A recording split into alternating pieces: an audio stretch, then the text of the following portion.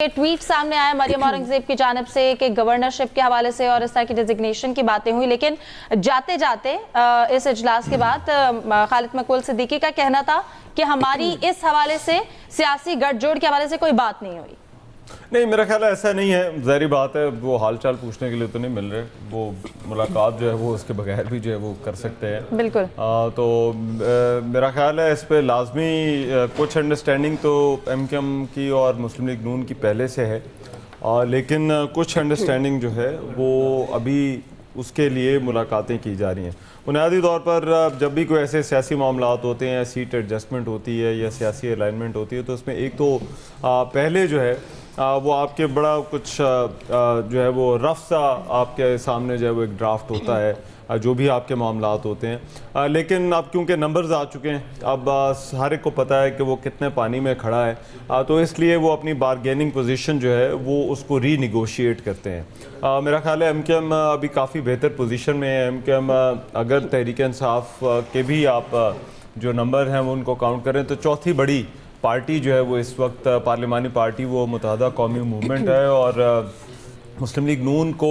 मुत्तहदा कौमी मूवमेंट की बड़ी ज़रूरत होगी। मुत्तहदा कौमी मूवमेंट ट्रेडिशनली भी जो है वो मुस्लिम लीग नून के साथ जो है वो रह चुके हैं, पहले भी इन्होंने वक्त गुजारा है। ये जो 16 महीने की हुकूमत थी इसके अंदर भी ये तहरीक इंसाफ का साथ छोड़कर ये वापस आकर शामिल हुए थे मुस्लिम लीग नून के साथ, और इन्होंने आकर जो है वो PDM की हुकूमत का साथ दिया था। तो मेरा ख्याल है जो पहले बात हम कर रहे थे कि मुस्लिम लीग नून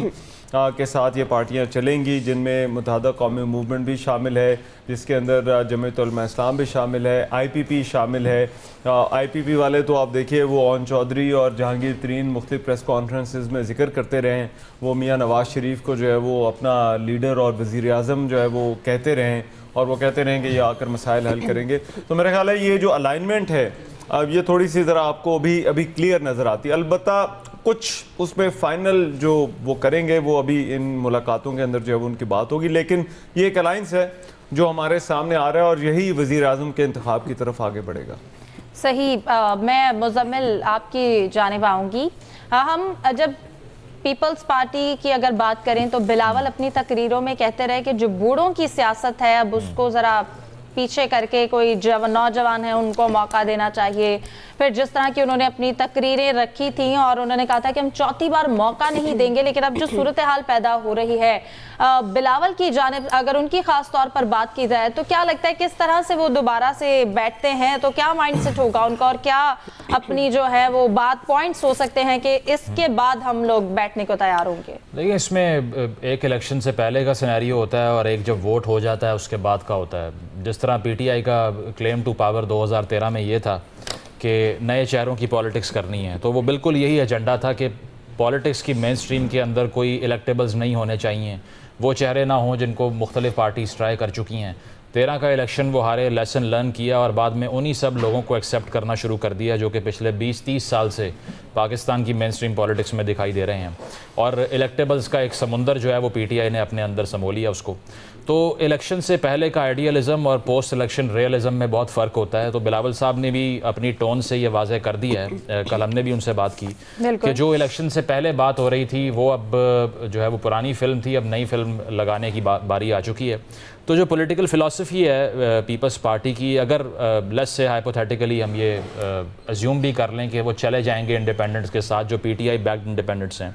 उसमें ज़मीन आसमान का फ़र्क है। तहरीक इंसाफ मोस्टली अपनी पॉलिटिक्स जो है वो ऑर्डिनेंस के तहत करती रही। अगर पार्लियामान की सियासत की हम बात करें, उसकी वजह है कि मुझे याद है आरिफ अलवी साहब ने record number of ordinance pass किए, तकरीबन 35+, और पीपल्स पार्टी का क्लेम ही ये है कि वो डेमोक्रेसी के लिए खड़ी हुई है और कॉन्स्टिट्यूशन को पेन करने वाली पार्टी है, फेडरलिज्म को एडवोकेट करने वाली पार्टी है, 18वीं तरमीम पे बेस करने वाली पार्टी है अपनी पॉलिटिक्स को। जबकि खान साहब की बात करें तो सबसे ज़्यादा क्रिटिसिज्म उन्होंने 18th अमेंडमेंट के ऊपर किया है कि मैं तो कायल ही नहीं हूँ इस गवर्नेंस मॉडल का। उन्होंने यहाँ तक कह दिया कि यूरोपियन वोटर शायद इतना वाइज है कि वो इस सिस्टम में रह के सही वोट कर सके, हमारे यहाँ तो लोग इतने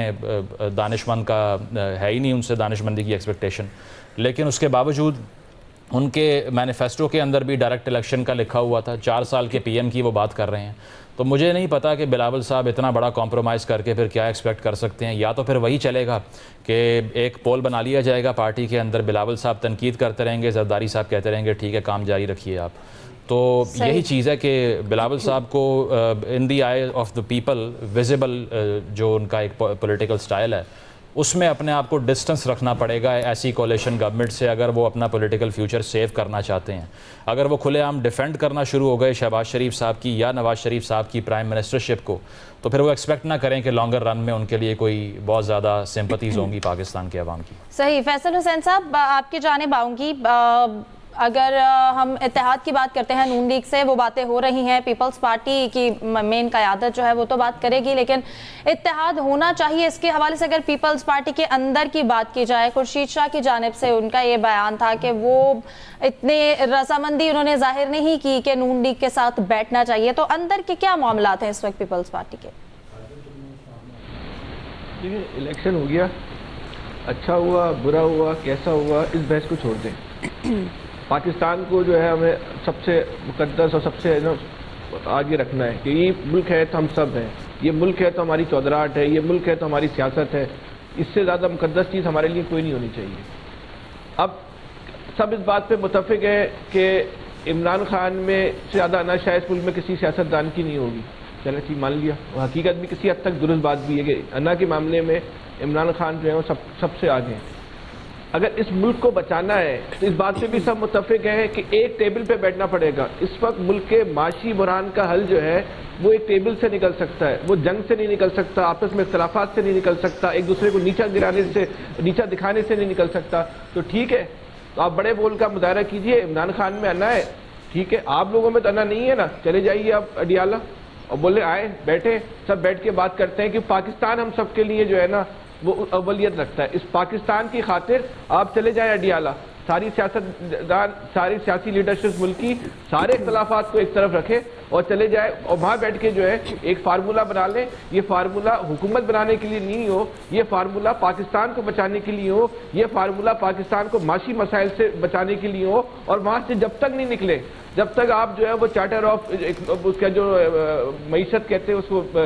مساق معیشت پہ جو ہے آپ کو کوئی دستخط نہ ہو جائے, اس پہ سب متفق نہ ہو جائے, 10 سال کا اس ملک کا ماسٹر پلان جب تک نہیں بن جائے, اس کے بعد یہ طے کر لیں کہ کون اس ملک کا وزیر اعظم بنے گا, کون جو ہے حکومت چلائے گا, کون پنجاب چلائے گا, کون سندھ چلائے گا. لیکن یہ تقاضا کیا ہے, یہ امتحان ہے اس لیڈرشپ کا کہ ان کے اندر اپنی ذات کی اہمیت ہے یا حب الوطنی کی اہمیت ہے. یہ امتحان ہے اس لیڈرشپ کا کہ ان کی نزدیک جو ہے وہ فوقیت کس بات کو حاصل ہے, ان کی انا زیادہ طاقتور ہے یا ملک کا مستقبل زیادہ طاقتور ہے, ہماری نسلوں کا مستقبل زیادہ طاقتور ہے یا ان کی چند دن کی جو وزارت عظمیٰ و اقتدار جو ہے وہ ان کو زیادہ جو ہے پسند ہے. اگر آج پاکستان بچانا ہے تو یہ ممکن نہیں ہے کہ کسی ایک قوت کو آپ باہر رکھ کے اس ملک کے معاشی مسائل کو نکال سکیں. اب بھی وقت ہے,